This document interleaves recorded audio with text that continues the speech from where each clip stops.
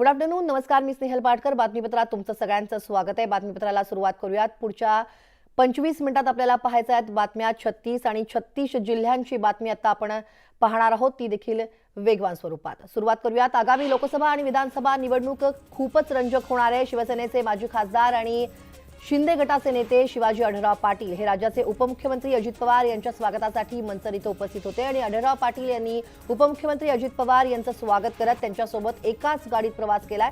हा प्रवास आगामी लोकसभा विधानसभा निवडणुकीच्या दृष्टीने कुठपर्यंत जाणार असा प्रश्न विचारला जातोय आणि यातून विविध चर्चांना उधाण आलंय. शिरूर आणि मावळ लोकसभा मतदारसंघात महायुतीमधील नेत्यांचा वाद पेटला असतानाच आता इंदापुरात देखील वाद टोकाला गेलाय.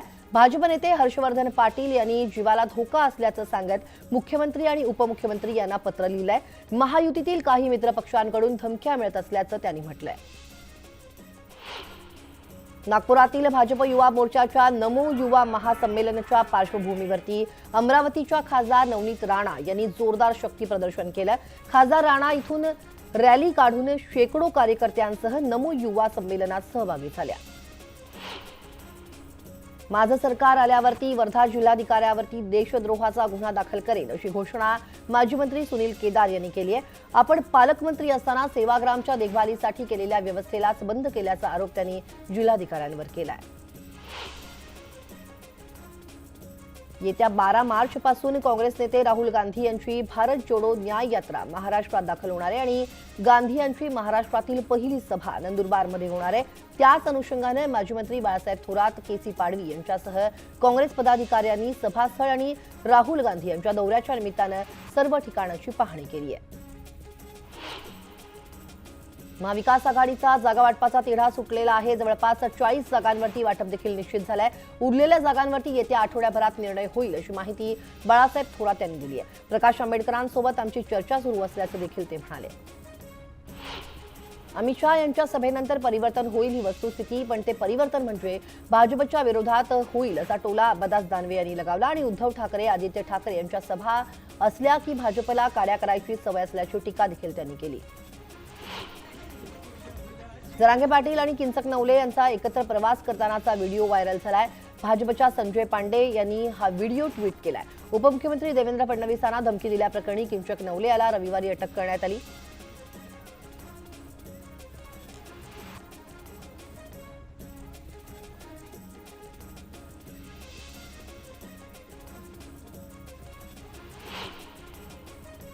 हा देश लोकशाही मानणारा, संविधानाप्रमाणे चालणारा असून व्यक्तिकेंद्रित राजकारण फार काळ चाललं नाही असं राजू शेट्टी यांनी म्हटलंय. हा देश आम आदमीचा असल्याचं त्यांनी सांगितलं. समृद्धी महामार्गाच्या 3ऱ्या टप्प्याचं लोकार्पण पार पडलंय. यावेळी बोलताना दादा भुसेंनी इगतपुरी ते मुंबई या उर्वरित टप्प्याचं काम ऑगस्ट महिन्यात पूर्ण होणार असं आश्वासन दिलंय. समृद्धी महामार्गामुळे अनेक पर्यटन स्थळं जोडली जाणार आहेत आणि समृद्धी महामार्गाचा मोठा उपयोग शेतकऱ्यांना होणार असल्याचं त्यांनी म्हटलंय. नाशिक मुंबई रस्ता काँक्रीटचा करणार असं नितीन गडकरी बोलले होते आणि रस्त्याचे करार झाले तेव्हा त्यात उल्लेख होता असं छगन भुजबळ यांनी म्हटलंय.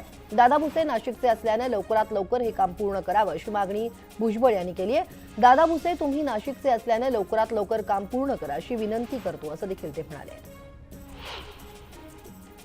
एस्कॉर्ट सेवेच्या नावाखाली बुलढाण्यातील व्यक्तीकडून तब्बल 5,40,000 रुपये लुटणाऱ्या 5 आरोपींना राजस्थानातून अटक करण्यात आली आहे. ऑनलाईन कॉलगल पुरवण्यासाठी वेगवेगळ्या अकाउंटवरती या व्यक्तीकडून हे पैसे उकळण्यात आले होते. महामार्गावरती वाहनं अडवून लुटणारी टोळी धाराशिव पोलिसांनी जेरबंद केली. 2 दिवस कोमिंग ऑपरेशन या 8 आरोपींना अटक करण्यात आली आहे.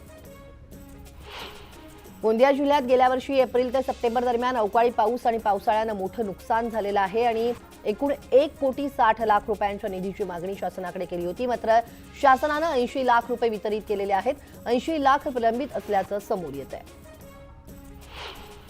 चिपळूणच्या चिंचनाका परिसरात मुख्य जलवाहिनी पुन्हा एकदा फुटली आणि त्यामुळे हजारो लिटर पाण्याची रासाडी झाली आहे. शहराला आवश्यक असणारी ग्रॅव्हिटी पाणी योजना मंजूर करण्याचा स्वप्न पालकमंत्री उदय सामंत यांनी गेल्या दौऱ्यात दाखवलं होतं. मात्र प्रत्यक्षात त्याची अंमलबजावणी होत नसल्यानं अनेक ठिकाणी जलवाहिनी फुटण्याचे प्रकार सुरू आहेत. रत्नागिरीत सकल हिंदू संघटनेतर्फे हिंदू जनाक्रोश मोर्चा काढण्यात आला. या मोर्चात हजारो हिंदू बांधव सहभागी झाले होते. लव जिहाद, धर्मांतर त्याचबरोबर जागा हडपणं याच्या निषेधार्थ हा मोर्चा काढण्यात आला. सोलापुरातील मोहोळमध्ये महिलांनी लाटणं मोर्चा काढलाय. शहराच्या पाण्याचा प्रश्न सोडवावा आणि घरकुल योजनेचा हप्ता लाभार्थ्यांना मिळावा या मागणीसाठी हा मोर्चा काढण्यात आला. डिलिव्हरी कंपनीचे अधिकारी आणि कर्मचारी असल्याचं भासवून फसवणूक करणाऱ्यांना अंधेरी पोलिसांनी अटक केली आहे. वाहन डिलिव्हरी करताना जुलमाने पैसे उकळले जात असल्याचं उघड झाल्यानंतर ही सगळी कारवाई करण्यात आली आहे. साताऱ्याच्या कास रस्त्यावर एका कारचा भीषण अपघात झाला. या अपघातात दोघांचा मृत्यू झालेला आहे. 3 जण गंभीर जखमी झालेत. चालकाचा कारवरील ताबा सुटल्यानं ही कार सुरक्षा कठड्याला धडकली आणि यातच कारचं मोठ्या प्रमाणात नुकसान झालं. सांगलीच्या विटा आगारातून राम मंदिर दर्शनासाठी अयोध्येला विशेष बस रवाना झाली आहे. या बसमधून जवळपास 44 रामभक्त अयोध्येला रवाना झाले. लोकसभा निवडणुकीच्या पार्श्वभूमीवर भाजपकडून नवी स्ट्रॅटेजी आखण्यात आली आहे. भाजपच्या वरिष्ठ नेत्यांच्या सोशल मीडिया अकाउंटवरती त्यांच्या नावापुढे मोदी का परिवार असा उल्लेख करण्यात आलाय. लोकसभेसाठी सोशल मीडियाद्वारे भाजपनं नवी मोहीम सुरू केली आहे. राष्ट्रवादीत उभी फूट पडल्यानंतर शरद पवार आणि अजित पवार पुन्हा एकत्र येतील का अशा चर्चा दबक्या आवाजात राजकीय वर्तुळात सुरू असतात. मात्र अजित पवारांनी भविष्यात शरद पवारांसोबत एकत्र येण्यासंदर्भात स्पष्ट भाष्य केलंय. मी तुम्हाला स्पष्टच सांगतो की असं काही होणार नाही असं थेट भाष्य अजित पवारांनी केलंय. शिरूरमध्ये अजित पवारांनी अमोल कोल्हेंवर जोरदार टीका केली आहे. अमोल कोल्हेंसारखा सेलिब्रिटी उमेदवार देणं ही आमचीही चूक असल्याचं अजित पवारांनी यावेळी बोलताना महत्त्वाचं विधान केलंय. दरम्यान अमोल कोल्हेंना मी आणि वळसे पाटलांनी निवडून आणलं पण मध्येच राजीनामा द्यायला निघाले म्हणत अजितदादांनी कोल्हेंवर टीकास्त्र सोडलंय.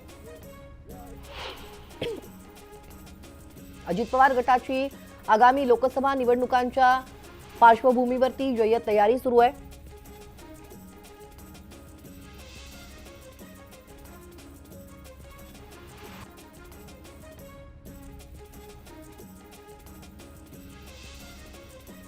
अजित पवार गटाची 2 दिवसीय लोकसभा निहाय बैठक आयोजित करण्यात आली आहे आणि यावेळी अजित पवारांसह सुनील तटकरे आणि वरिष्ठ नेते देखील उपस्थित राहणार आहेत. लोकसभेपूर्वी एकूण 17 मतदारसंघांसाठी चर्चा होणार आहे. शरद पवारांच्या मनसरमधील सभेत त्यांनी दिलीप वळसे पाटलांवरती निशाणा साधला होता. त्यालाच प्रत्युत्तर देण्यासाठी अजित पवारांची आज मनसरमध्ये जाहीर सभा होणार आहे. या सभेत अजित पवारांची तोफ कुणावर धडाडणार याकडे सगळ्यांचं लक्ष लागलंय. अमरावतीच्या खासदार नवनीत राणा अमरावतीहून नागपूरकडे रवाना झाल्यात. मैदानात जो घोडा असतो त्याची चर्चा असते आणि गाढवांची चर्चा होत नसते, त्यामुळे आम्ही मैदानात धावतोय अशी प्रतिक्रिया यावेळी त्यांनी भाजपच्या पक्षप्रवेशावर दिली आहे. अमरावतीच्या खासदार नवनीत राणा या भाजपमध्ये प्रवेश करणार असल्याची चर्चा गेल्या काही दिवसांपासून जोर धरू लागली आहे. मात्र या चर्चेवरती भाजप प्रदेशाध्यक्ष चंद्रशेखर बावनकुळेंनी प्रतिक्रिया देखील दिली आहे. नवनीत राणांचा कुठलाही पक्षप्रवेश होणार नाही असं बावनकुळेंनी स्पष्ट केलंय. नवनीत राणा आणि सर्व मित्र पक्षांना संमेलनाला देखील त्यांनी बोलावलंय. मनोज जरांगे पाटील हे सोलापूर दौऱ्यावरती आहेत. यावेळी त्यांनी पुन्हा एकदा आरक्षणाच्या मुद्द्यावरून सरकारवरती हल्लाबोल केलाय. 10 तारखेला उपोषण का सुरू केलं याचं उत्तर वैरागमध्ये देतो असा इशारा जरांगेंनी दिलाय. मंत्रालयातील बनावट कागदपत्र घोटाळा उघड करण्यात आलाय. मंत्रालयातील उच्च पदावर असलेल्या अधिकाऱ्यांनी बनावट कागदपत्र बनवून वकिलांची नियुक्ती केल्याचा आरोप करण्यात आलाय. त्या अंतर्गत अधिकाऱ्यांविरोधात गुन्हा दाखल करण्यात आलाय. वडेट्टीवारांनी सरकारवरती निशाणा साधलाय. लोकांच्या मनातील राग मतपेटीतून दिसेल त्यावेळी 10 वर्ष देशाला खड्ड्यात घालणारे कसे आहेत हे त्यांच्या लक्षात येईल आणि त्यांचे डोळे उघडतील असं म्हणत वडेट्टीवारांनी हल्लाबोल केलाय. बारामतीत सुप्रिया सुळेंचे बॅनर झळकले. मवियाकडून उमेदवारी जाहीर होण्यापूर्वीच बारामतीतील नीरा वागज भागामध्ये सुप्रिया सुळेंचा बॅनर झळकू लागल्यानं चर्चांना आता उधाण आलंय. या बॅनरवरती सुप्रिया सुळेंचा खासदार म्हणून उल्लेख करण्यात आलाय. बारामती लोकसभेत यंदा सुनेत्रा पवार बाजी मारणार असा महायुतीला विश्वास आहे असं म्हणत भाजप नेत्या चित्रा वाघ यांनी सुनेत्रा पवारांच्या उमेदवारीचं सूतोवाच केलंय. बारामती लोकसभेत सुप्रिया सुळे विरुद्ध सुनेत्रा पवार अशी संभाव्य लढत होईल अशी चर्चा सुरू असताना चित्रा वाघ यांनी हे विधान केलंय. शाहू महाराज छत्रपती यांनी कोल्हापुरातून निवडणुकीला उभं राहू नये असं वक्तव्य हसन मुश्रीफ यांनी केलं होतं. मात्र आज दोन्ही नेत्यांमध्ये चांगल्याच गप्पा रंगल्याच्या दिसलेल्या आहेत. यावेळी शाहू महाराज छत्रपतींनी मुश्रीफांना टोला लगावलाय. तुम्ही केलेलं आवाहन वृत्तपत्रातून वाचलं असं म्हणत फिरकी देखील घेतली आहे. जालन्यात शिवसेना नेते अर्जुन खोतकर यांच्या उपस्थितीत शेकडो तरुणांनी शिवसेना पक्षात प्रवेश केलाय। आगामी काळात जालना महानगरपालिकेच्या निवडणुका होणार आहेत, त्यामुळे सर्वच पक्षांनी मोर्चे बांधणी सुरू केलेली आहे। पक्षप्रवेश सोहळे पार पडतायत। धर्मराव बाबा आत्राम यांनी महायुतीतील लोकसभेच्या 10 जागांवरती दावा केलाय, तर विदर्भातील 2 जागा हव्या असल्याची मागणीही आत्राम यांनी केली। यावेळी स्वतः गडचिरोलीच्या जागेसाठी ते इच्छुक आहेत असं वक्तव्यही त्यांनी केलंय। आरपीआय पक्षाचे विविध गट एकत्र यायला तयार आहेत, त्यासाठी रामदास आठवले सुद्धा सत्तेतून बाहेर पडायला तयार आहेत असा गौप्यस्फोट आरपीआय नेते राजेंद्र गवई यांनी केलाय। अकोल्यात भांग विक्रीचा अजब प्रकार समोर आलाय। चक्क चॉकलेटच्या रॅपरमध्ये ही भांग विक्री होत असल्याचं कळलंय। समाजसेवक विनय सरनाईक यांच्या सतर्कतेमुळे हा प्रकार उघडकीस आला आहे आणि या प्रकरणी कठोर कारवाई करण्याची मागणी समाजसेवक विनय सरनाईक यांनी केली आहे। मनमाड शहरात असलेलं एफसीआयचं गोडाऊन नागरिकांसाठी आता डोकेदुखी ठरत आहे। धान्य घेण्यासाठी येणारे शेकडो ट्रक मुख्य रस्त्यावरती थांबत असल्यानं मुख्य रस्त्यावरती वाहतूक कोंडी होतीये, त्यामुळे आता नागरिक वाहतूक कोंडीला हैराण झालेत। हिंगोलीच्या सेनगाव ते रिसोड रोडवरती काळ्या बाजारात विक्रीसाठी जाणारा रेशनच्या धान्याचा टेम्पो पोलिसांनी पकडलाय। स्थानिक गुन्हे शाखेच्या पथकानं ही सगळी कारवाई केली आहे। या टेम्पोमधील तांदूळ, गहू हे रेशनचं धान्य आणि टेम्पो असा जवळपास 5.5 लाख रुपयांचा मुद्देमाल पोलिसांनी जप्त केलाय। चंद्रपूर जिल्ह्यात भाजपच्या महिला मोर्चाच्या वतीनं महिला शक्तीवंदन अभियानाचं आयोजन करण्यात आलंय। दुर्गापूर येथून महिलांच्या मॅरेथॉनला हिरवा झेंडा दाखवून सुरुवात करण्यात आली। यावेळी महिलांसह मुलींनीही मोठ्या संख्येनं सहभाग घेतला। छत्रपती संभाजीनगर जिल्ह्यात यंदा पाण्याची समस्या गंभीर झाली आहे। जिल्ह्यातील 150 पेक्षा जास्त गावांना हिवाळ्यातच टँकरद्वारे पाणी पुरवठा केला जातोय। परिस्थिती गंभीर झाल्यानं पाणी प्रश्न आणखी बिकट होण्याची शक्यता आहे। गोंदिया जिल्ह्यात मागील वर्षीच्या तुलनेत यावर्षी शासकीय केंद्रावरती धान खरेदी कमी झाली आहे। शासकीय धान खरेदी केंद्राकडे शेतकऱ्यांनी पाठ फिरवली, तर खासगी व्यापाऱ्यांकडे शेतकऱ्यांनी धान विक्रीसाठी रांगा लावल्याचं पाहायला मिळत आहे। जळगाव जिल्ह्यातील यावल तालुक्यात झालेल्या अवकाळी पावसामुळे पपई पिकाचं मोठ्या प्रमाणात नुकसान झालंय। पपईची शेकडो झाडं जमीनदोस्त झालेली आहेत।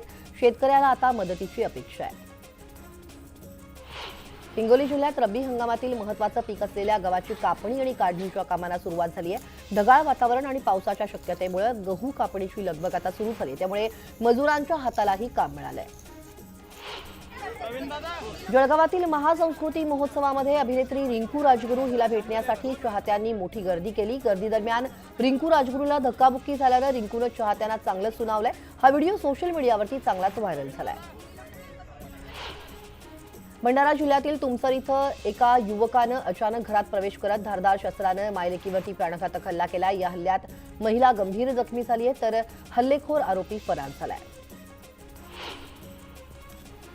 पुण्यापाठोपाठ पिंपरी चिंचवडमध्ये देखील कोट्यवधी रुपयांचा ड्रग्जचा साठा मिळालाय। मात्र पिंपरी चिंचवडमधील ड्रग्ज विक्री प्रकरणात चक्क पोलीस अधिकाऱ्यांचा समावेश असल्याची धक्कादायक माहिती समोर आली आहे। सांगवी पोलिसांनी याआधी हस्तगत केलेलं मेफेड्रोन 2 कोटींचं होतं। दरम्यान आरोपीच्या चौकशीवेळी पोलिसांकडून हे ड्रग्ज घेतल्याची कबुली आरोपीनं दिली आहे।